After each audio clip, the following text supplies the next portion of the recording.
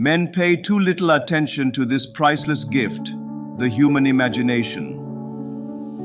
And a gift is practically non-existent unless there is a conscious possession of it and a readiness to use it. All men possess the power to create reality, but this power sleeps as though dead, when not consciously exercised.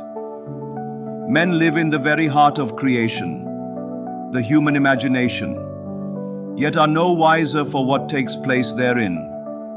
The future will not be fundamentally different from the imaginal activities of man.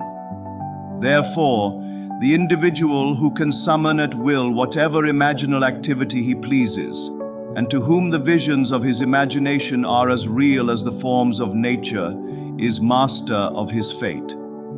The future is the imaginal activity of man in its creative march. Imagining is the creative power not only of the poet, the artist, the actor and orator, but of the scientist, the inventor, the merchant, and the artisan. Its abuse in unrestrained, unlovely image-making is obvious. But its abuse in undue repression breeds a sterility which robs man of actual wealth of experience. Imagining novel solutions to ever more complex problems is far more noble than to run from problems. Life is the continual solution of a continuously synthetic problem. Imagining creates events. The world, created out of men's imagining, comprises unnumbered warring beliefs. Therefore, there can never be a perfectly stable or static state. Today's events are bound to disturb yesterday's established order. Imaginative men and women invariably unsettle a pre-existing peace of mind. Do not bow before the dictate of facts and accept life on the basis of the world without. Assert the supremacy of your imaginal acts over facts and put all things in subjection to them. Hold fast to your ideal in your imagination. Nothing can take it from you but your failure to persist in imagining the ideal realized. Imagine only such states that are of value or promise well. To attempt to change circumstances before you change your imaginal activity is to struggle against the very nature of things.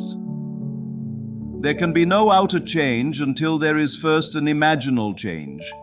Everything you do, unaccompanied by an imaginal change, is but futile readjustment of surfaces. Imagining the wish fulfilled brings about a union with that state. And during that union, you behave in keeping with your imaginal change. This shows you that an imaginal change will result in a change of behavior. However, your ordinary imaginal alterations as you pass from one state to another are not transformations because each of them is so rapidly succeeded by another in the reverse direction. But whenever one state grows so stable as to become your constant mood, your habitual attitude, then that habitual state defines your character and is a true transformation. How do you do it? Self-abandonment. That is the secret. You must abandon yourself mentally to your wish fulfilled in your love for that state. And in so doing, live in the new state and no more in the old state. You can't commit yourself to what you do not love.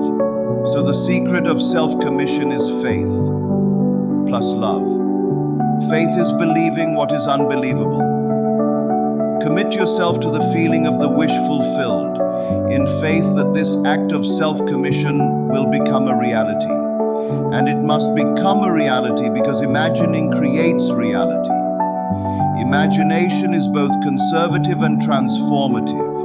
It is conservative when it builds its world from images supplied by memory and the evidence of the senses. It is creatively transformative when it imagines things as they ought to be, building its world out of the generous dreams of fancy.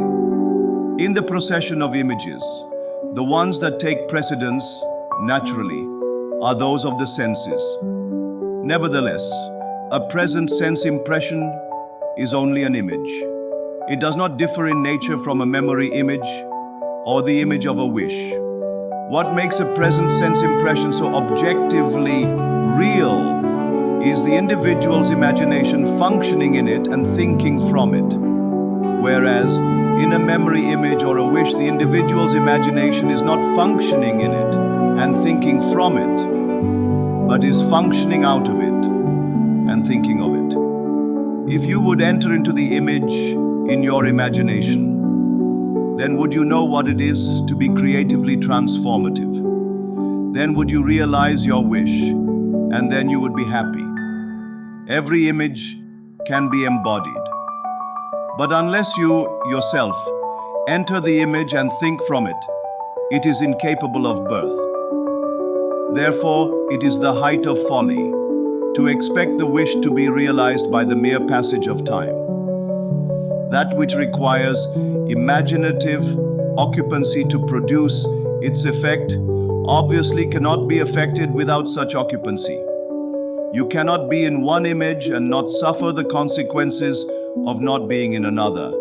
Imagination is spiritual sensation. Enter the image of the wish fulfilled, then give it sensory vividness and tones of reality by mentally acting as you would act were it a physical fact.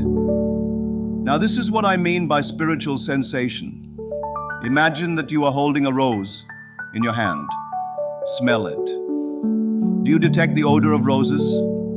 Well, if the rose is not there, why is its fragrance in the air? Through spiritual sensation, that is, through imaginal sight, sound, scent, taste, and touch, you can give to the image sensory vividness. If you do this, all things will conspire to aid your harvesting, and upon reflection you will see how subtle were the threads that led to your goal. You could never have devised the means which your imaginal activity employed to fulfill itself. If you long to escape from your present sense fixation, to transform your present life into a dream of what might well be, you need but imagine that you are already what you want to be, and to feel the way you would expect to feel under such circumstances. Like the make-believe of a child who is remaking the world after its own heart, create your world out of pure dreams of fancy. Mentally enter into your dream. Mentally do what you would actually do, were it physically true. You will discover that dreams are realized not by the rich, but by the imaginative. Nothing stands between you and the fulfillment of your dreams, but facts. And facts are the creations of imagining. If you change your imagining, you will change the facts.